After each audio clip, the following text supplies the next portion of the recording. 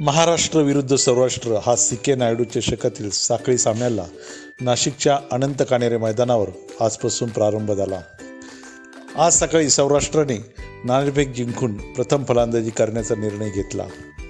सौराष्ट्राचे प्रथम 3 फलंदाज अवघे 96 धावातच तंबूत परतले होते. उपहारानंतर मात्र कर्णधार रक्षित मेहतासह महाराष्ट्राने 4 गडी झटपट बाद केले.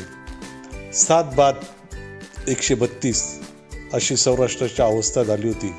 त्यामुळे सौराष्ट्राचा संघ 200 धावाही पार करू शकेल की नाही असे वाटत होते. त्यानंतर सौराष्ट्राचा डावखुरा फलंदाज मौर्य घोगरी आणि तीर्थराज सिंग जडेजा यांनी डाव सावरला. मौर्य घोगरी आणि तीर्थराज सिंग जडेजा या जोडीने महाराष्ट्राच्या कोणत्याही गोलंदाजाला दाद न देता सौराष्ट्राला 200 धावा पार केल्या. त्याचबरोबर 92 धावांची भागीदारीही रचली. डावाचा पहिला बळी घेणारा फिरकी गोलंदाज शुभम मैद याने अखेर तीर्थराज सिंग जडेजा याला कर्णधार सचिन दसच्या हाती 45 धावांवर जेलबाद करत आपल्या 4थ्या बळीची नोंद केली. दिवसाचा खेळ संपला तेव्हा सौराष्ट्राने 8 बाद 229 धावा केल्या होत्या.